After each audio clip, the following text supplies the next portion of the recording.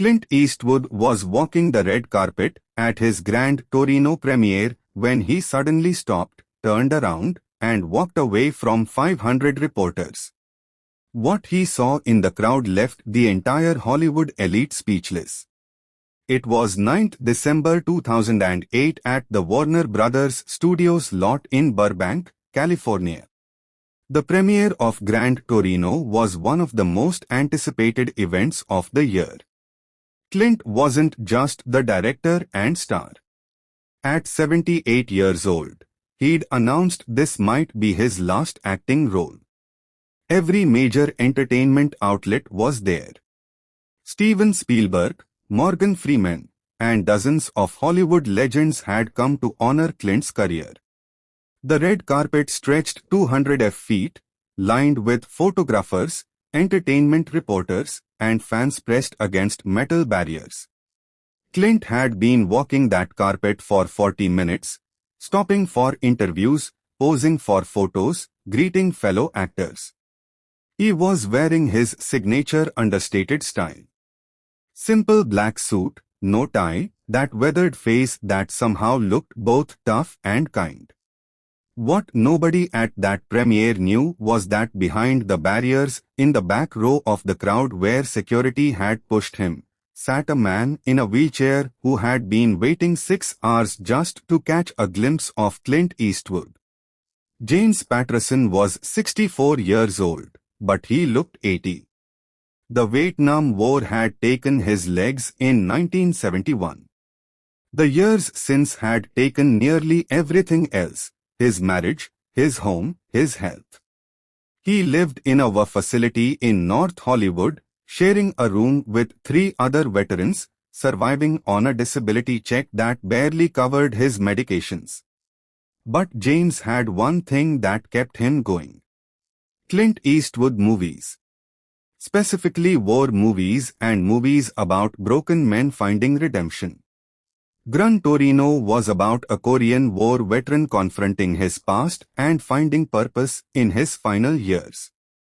James had read every review, watched every trailer.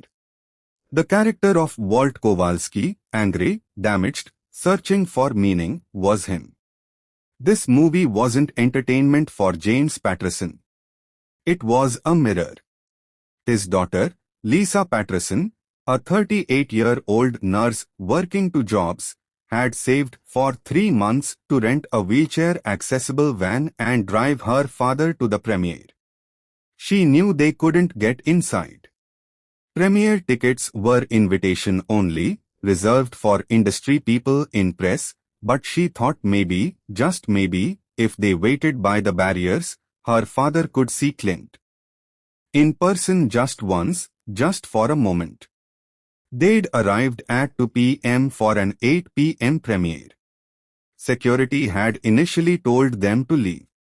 The area was for credentialed press only. Lisa had begged.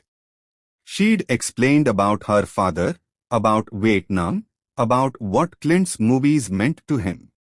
A sympathetic security guard had let them stay in the back behind everyone else where they wouldn't be in the way.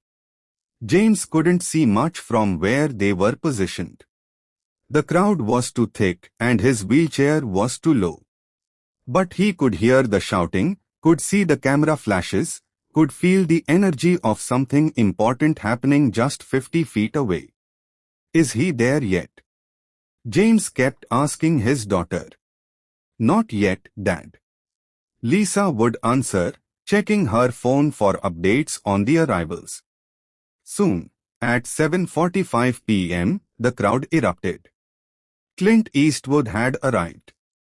Through the chaos of photographers and reporters, Lisa caught a glimpse of that familiar figure, tall, silver-haired, moving with the quiet confidence of someone who would walk 1,000 red carpets. He's here, Dad, Lisa said, her voice cracking with emotion. Clint's here. James tried to crane his neck, tried to see through the wall of people in front of him. All he could make out were flashes of movement, the back of heads, the glow of camera lights. Can you see him? James asked desperately. Lisa stood on her toes, holding up her phone to try to get a photo. Anything. He's so far away, Dad. I'm sorry. There are too many people. James Patterson felt something break inside him. He'd been shot in the jungle, had survived 3 surgeries to save what was left of his legs, had endured 40 years of phantom pain and nightmares and the slow erosion of everything he'd once been. He'd survived all of that. But somehow being 50 feet away from the man whose movies had kept him alive and not being able to see him, that felt like the final defeat. A single tear ran down James's weathered face. Lisa saw it and felt her heart shatter. Dad, I'm so sorry. I thought we could. It's okay, sweetheart, James said quietly. It's okay. At least we tried. What neither James nor Lisa knew was that at that exact moment, Clint Eastwood was finishing an interview with Entertainment Tonight, standing in the middle of the red carpet, surrounded by lights and cameras and the controlled chaos of a major premiere. The interviewer was asking him about Walt Kowalski's character arc, about redemption, about finding purpose in darkness. Clint was giving a thoughtful answer about how the movie was really about confronting your demons before it's too late. And then over the interviewer's shoulder through a gap in the crowd, Clint saw something that made him stop mid-sentence. A wheelchair in the back behind all the barriers where someone had clearly been pushed to make room for more important people. And in that wheelchair, a man in a worn military jacket, his face turned away, his shoulders shaking in a way that suggested he was crying. Clint had played countless tough guys, had directed films about war and violence and hard men in impossible situations. But there was something about seeing that veteran in the wheelchair alone in a crowd of thousands that reached into his chest and grabbed something he usually kept carefully protected. "Excuse me," Clint said to the interviewer, not waiting for a response. He turned away from the camera, away from the lights, away from the 500 reporters and photographers who had been fighting for his attention.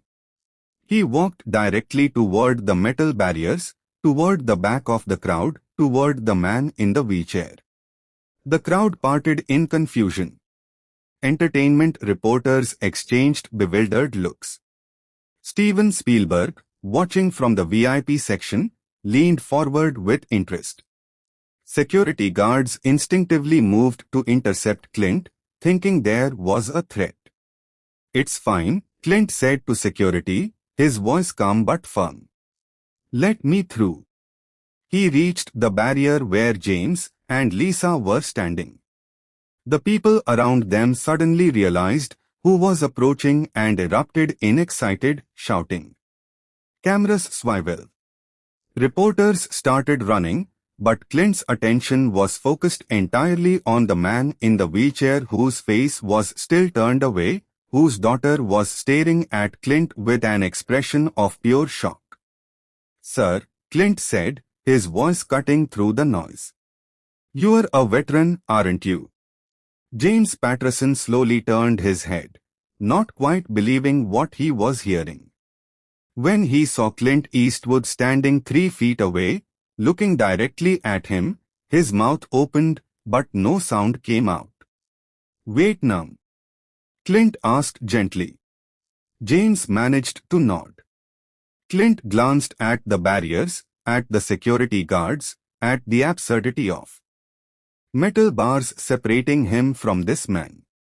Then he did something that would be replayed on news channels for weeks. He vaulted over the barrier with surprising agility for a 78-year-old man and knelt down beside James' wheelchair. The crowd gasped. Cameras exploded in flashes. Warner Brothers executives started frantically talking into their headsets. "What's your name?" Clint asked, ignoring everything happening around them. James, the veteran, managed to whisper. James Patterson, 1st Battalion, 9th Marines. James, Clint repeated, putting his hand on the man's shoulder. Thank you for your service. Truly. James started crying. Not quite tears now, but deep shaking sobs. Lisa knelt beside her father, tears streaming down her own face. Mr. Eastwood, Lisa said, you have no idea what this means. Your movies, they've kept him going. Especially this one. He relates to Walt Kowalski so much. We just wanted to see you for a moment. We didn't mean to. How long have you been waiting here? Clint interrupted. Since 2 p.m. Lisa admitted. Clint looked at James, then at the wheelchair, then back at the premiere entrance where 2,000 people in tuxedos and gowns were waiting for him to start the screening. James. Clint said, have you seen the movie yet? James shook his head. No, sir. We couldn't get tickets. We just wanted to be here where it was happening. Clint was quiet for a moment, then he turned to one of the security guards who had followed him. Get David, he said, referring to David Webb, the film's producer. Clint, the premiere is supposed to start in 10 minutes, the guard said nervously. Then you better get David quickly, Clint replied, his tone suggesting this wasn't a request. 2 minutes later, David Webb was standing beside Clint at the barrier, looking stressed and confused. The red carpet interviews had completely stopped. Every camera was now pointed at whatever was happening in the back corner with Clint Eastwood and the veteran in the wheelchair. David, Clint said calmly. We're delaying the start. What? Clint, we can't. We're delaying the start, Clint repeated. Because James here is going to watch this movie tonight, and he's going to watch it from the front row, and I'm going to sit next to him. Do we understand each other? David Webb had worked with Clint long enough to know when an argument was pointless. He nodded and pulled out his phone. Also, Clint continued, I need you to find out what facility James lives in and what his situation is. Can you do that? David looked at Lisa, who was now openly sobbing. Yes, he said. I can do that. What happened next would become one of the most talked about moments in premiere history. Clint didn't just get James Patterson a seat in the theater. He personally pushed the wheelchair up the red carpet, past the photographers, past the reporters, past Steven Spielberg and Morgan Freeman and every celebrity in attendance. Warner Brothers executives scrambled to rearrange the front row seating. Lisa walked beside her father, still unable to believe this was happening. When they reached the theater entrance, Clint stopped and addressed the crowd of celebrities and press. Ladies and gentlemen, he said, his voice carrying that distinctive Clint Eastwood authority. This is James Patterson. He served in Vietnam with the 1st Battalion, 9th Marines. He's seen things none of us have seen, sacrificed things none of us have sacrificed. And tonight, he's watching this movie from the front row. Because if anyone deserves to see a story about a veteran finding peace, it's an actual veteran who's been searching for it for 40 years. The premiere audience, Hollywood's toughest, most jaded crowd, erupted in applause. But it wasn't polite, obligatory applause. People were standing. Some were crying. Clint pushed James into the theater and positioned his wheelchair in the front row center section. He sat in the seat directly next to him. Lisa sat on James' other side. You ready? Clint asked James. I don't know what to say, James whispered. You don't have to say anything, Clint replied. Just watch the movie. For the next 2 hours, Clint Eastwood sat in the theater watching a movie he directed and starred in, but his attention was mostly on James Patterson's face. He watched the veteran react to every scene, watched him flinch during the violence, watched him nod during Walt Kowalski's struggle with his past, watched him cry during the redemption arc. When the movie ended, the theater erupted in applause. But James wasn't clapping. He was staring at the screen, processing what he'd just seen. Clint turned to him. What did you think? James looked at Clint with red, swollen eyes. That was me, he said simply. That was my whole life. The anger, the loneliness, the feeling like I survived the war but died anyway. But the ending, he paused, struggling with his words. The ending gave me something I didn't know I needed. What's that? Clint asked. Hope, James said. Hope that it's not too late. That I can still matter. Clint put his hand on James' shoulder. James, you've always mattered. Some of us just needed a reminder to notice. After the screening at the after party that Clint briefly attended before leaving, he pulled David Webb aside. I need you to do something for me, Clint said. Find out everything about James' situation at the WA, medical care, housing, everything. And I need you to quietly establish a fund that covers whatever gaps exist. Don't make it public. Don't make it a news story. Just make sure he has what he needs. How much are we talking? David asked. Whatever it takes, Clint replied. And David, find out about other veterans in similar situations. I want to know how many James Pattersons are out there who can't even make it to a movie premiere. Over the next 3 months, Clint worked with organizations to identify veterans who were falling through the cracks, those who had housing insecurity, inadequate medical care, or social isolation.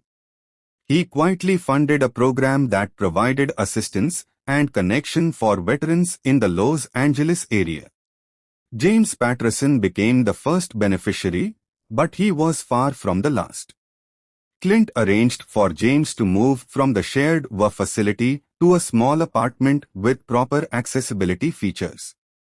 He covered the costs of medical treatments that James' WA benefits didn't fully address. He even got James a part-time job as a consultant on a veterans documentary Clint was producing. But perhaps most importantly, Clint visited James regularly. Not with cameras, not with press releases, just quiet visits where two men who would both played soldiers on screen and off could talk about sacrifice, survival, and what it means to find purpose in the aftermath of trauma.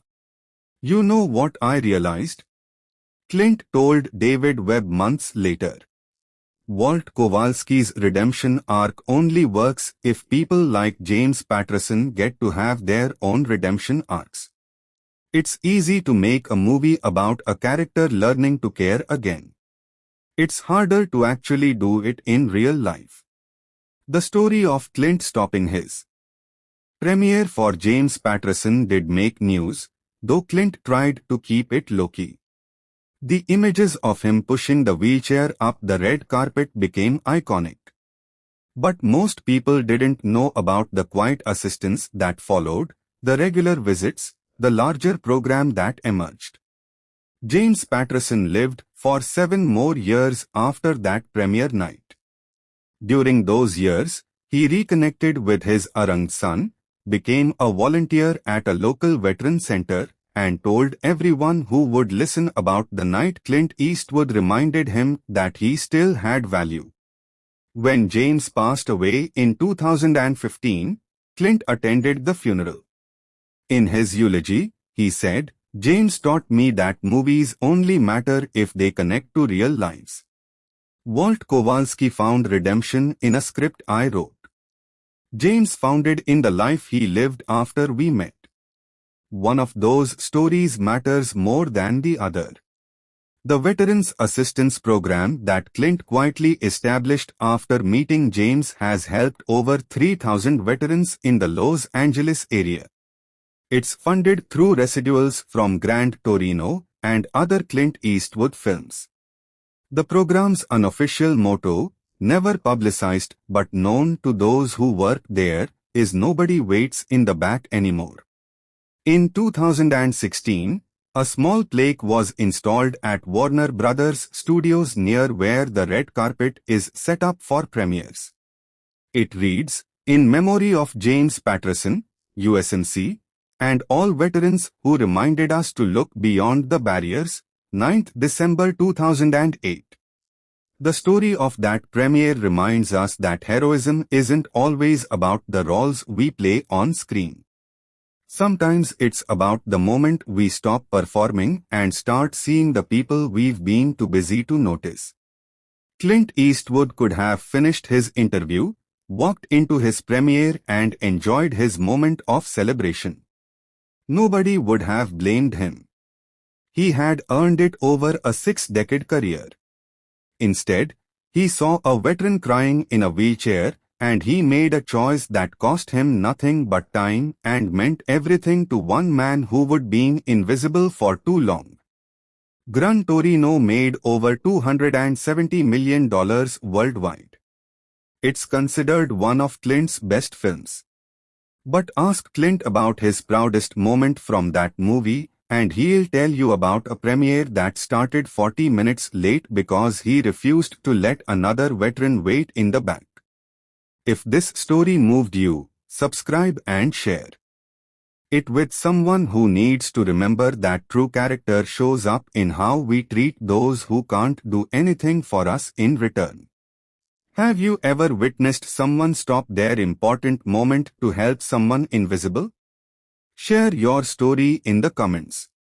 Ring that notification bell for more true stories about legends who understood that humanity matters more than Hollywood.